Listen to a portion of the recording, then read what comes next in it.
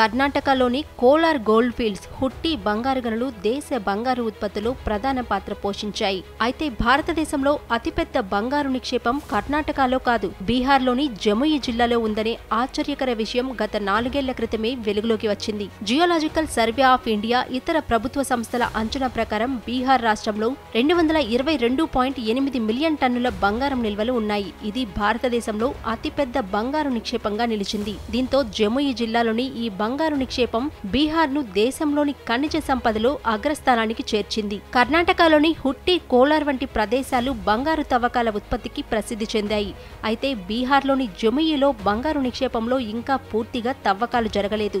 ఈ నిక్షేపం భూగర్భంలో విస్తారంగా బంగారం పేరుకుపోవడాన్ని సూచిస్తుంది. ఇది భవిష్యత్తులో దేశ ఆర్థిక వ్యవస్థకు గణనీయంగా దోహదపడుతుందని నిపుణులు చెబుతున్నారు. ఈ నిక్షేపాన్ని వీలైనంత త్వరగా తవ్వితే బీహార్ బంగారం ఉత్పత్తిలో కర్ణాటక, ఆంధ్రప్రదేశ్ వంటి రాష్ట్రాలతో పోటీ పడగలదు. అదనంగా ఈ నిక్షేపం రాష్ట్ర ఆర్థిక వ్యవస్థను కూడా పెంచుతుంది. భారీగా ఉద్యోగాలు కల్పించే అవకాశం కూడా ఉంటుందని నిపుణులు చెబుతున్నారు. బీహార్లోని జముయి జిల్లాలో బంగారు నిక్షేపం భారతదేశ ఖనిజ సంపదలో కొత్త కోణాన్ని ఆవిష్కరించింది. ఈ నిక్షేపాన్ని పూర్తిగా వినియోగించుకోవడం వల్ల దేశం బంగారం ఉత్పత్తి గణనీయంగా పెరుగుతుంది, ఆర్థికంగా మరింత అభివృద్ధి చెందుతుంది. జముయి బంగారు తవ్వకం భవిష్యత్తులో భారతదేశ బంగారం మార్కెట్ను మార్చే సామర్థ్యం కలిగి ఉందని నిపుణులు అంచనా వేస్తున్నారు.